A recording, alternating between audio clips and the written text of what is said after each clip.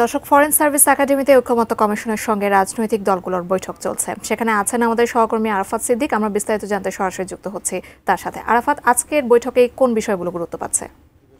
চলছে বা 13তম বৈঠক চলছে। এই বৈঠকে যথারীতি বাংলাদেশ জাতীয়তাবাদী দল বিএনপি, বাংলাদেশ জামায়াতে ইসলাম এবং জাতীয় নাগরিক পার্টি এনসিপি সহ বিভিন্ন রাজনৈতিক দল, প্রায় 30টির মতো রাজনৈতিক দল তারা অংশ নিয়েছেন। আজকের যে আলোচনার বিষয় সেটি জানেন যে আগেই পূর্ব নির্ধারিত যে আলোচনার বিষয় আজকে ছিল যে সংসদের দ্বিকক্ষ বিশিষ্ট পার্লামেন্ট নিয়ে যে আলোচনা, এবং সেই ধারাবাহিকতা এই সংবিধানের যে সংস্কারের যে প্রস্তাব জাতীয় ঐকমত্য কমিশন করেছিল বিভিন্ন রাজনৈতিক দলগুলোর প্রস্তাবের প্রেক্ষিতে, সেই প্রস্তাব নিয়েই আসলে আজকে আলোচনা চলছে। এখন পর্যন্ত এই আলোচনায় কোনো কংক্রিট অবস্থায় পৌঁছায়নি।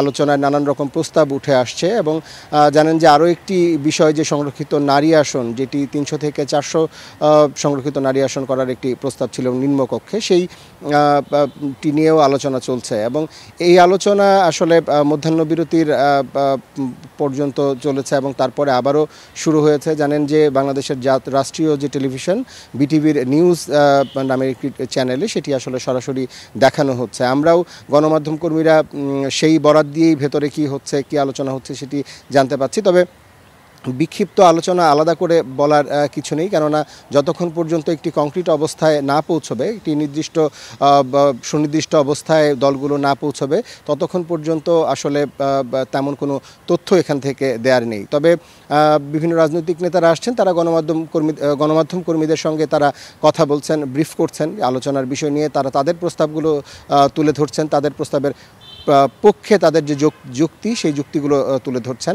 আমরা যতটুকু আশা করছি যে হয়তো বিকেল 5টা নাগাদ ঐকমত্য কমিশনের সহসভাপতি বা অধ্যাপক আলী রিয়াজ তিনি হয়তো ব্রিফ করবেন এবং তার ব্রিফিংয়ের মাধ্যমে বিস্তারিত জানা যাবে এবং তারপর পরেই বিভিন্ন রাজনৈতিক দলের নেতৃবৃন্দও তাদের অবস্থান থেকে আজকের যে আলোচনার যে প্রেক্ষাপট এবং সেই আলোচনার প্রেক্ষাপটের যে ফলাফল সেটি হয়তো জানাবেন। তো এই ছিল যা কি আমার কাছে বাংলাদেশ ফরেন সার্ভিস একাডেমির প্রাঙ্গণ থেকে সবশেষ।